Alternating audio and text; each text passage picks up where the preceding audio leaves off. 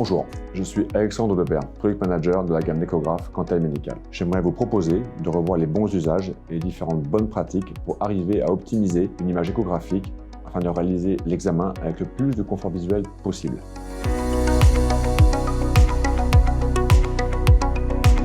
Après avoir allumé la machine et choisi le bon utilisateur, je rentre, grâce à l'écran tactile ou clavier physique de mon EvoTouch, les différents éléments d'identification du patient, afin de rattacher les images et les différentes mesures qui seront réalisées au bon dossier. Mais je peux également réaliser un acte écho-guidé sans avoir besoin de produire un rapport d'examen, auquel cas je n'ai pas à créer de fiche patient, je peux directement passer à l'étape réglage d'image.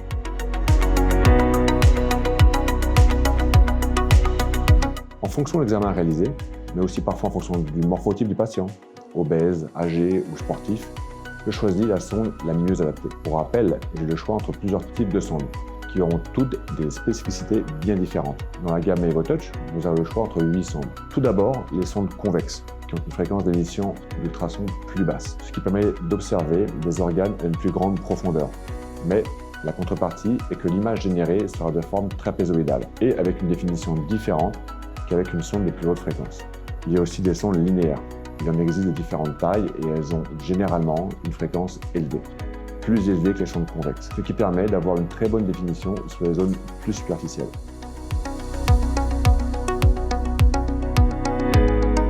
Ensuite, après avoir choisi la sonde la plus adaptée à mon examen ou à mon acte, je choisis le bon preset dans le menu tactile de l'échographe. Chaque preset ou pré-réglage optimise de façon automatique les réglages fondamentaux de la machine en fonction de la sonde qui aura été choisie et de l'examen réalisé.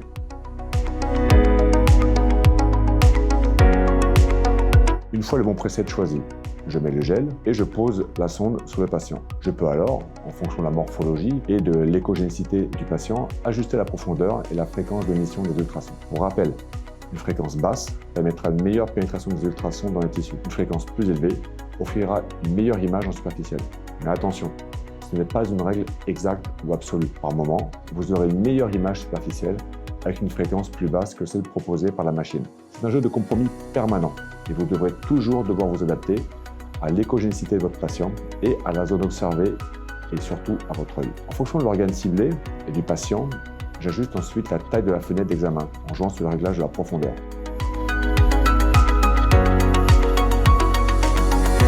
Une fois ma cible repérée et positionnée au centre de mon écran, j'ajuste alors le point de focale. Le point de focale, représenté par la flèche orange sur l'écran de l'EvoTouch, est la zone de focalisation des ultrasons. C'est un peu le même fonctionnement que le réglage de la focale ou de la mise au point avec un appareil photo. La zone désignée sera celle avec la plus grande netteté.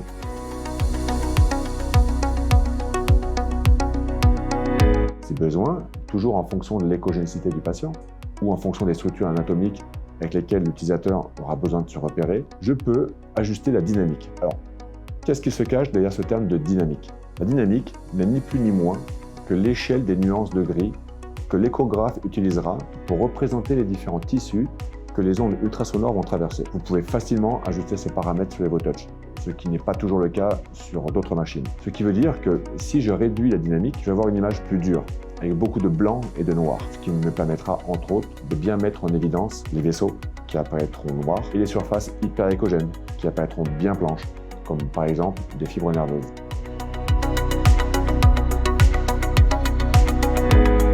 Enfin, pour optimiser encore votre confort visuel, vous aurez à régler le gain. Ce réglage joue sur la brillance de l'image, sur l'intensité générale du signal que l'échographe va restituer à l'écran. Vous avez également la possibilité de régler le gain par niveau de profondeur en utilisant l'échelle TGC, ce qui vous permettra de mettre plus ou moins en évidence certaines structures anatomiques. Il est fondamental de toujours réajuster les paramètres de base en fonction des profils des patients. Certaines fois, les presets de base offriront la bonne image en fonction de ce qu'on recherche, sans avoir à toucher le moindre bouton. D'autres fois, pour des patients plus compliqués ou moins échogènes, il sera nécessaire d'ajuster certains réglages. Vous pourrez le faire d'autant plus facilement que la gamme EvoTouch possède une fonction de contrôle vocal qui vous permet de contrôler facilement et à distance les principaux paramètres de réglage d'image. Sur la gamme EvoTouch, pour faciliter la tâche de l'utilisateur, après avoir ajusté précisément tous les réglages, vous pourrez les sauvegarder et les retrouver très facilement. Par exemple, le même type d'examen ou le même type de patient. Vous n'aurez plus qu'à choisir le réglage que vous aurez créé pour vous.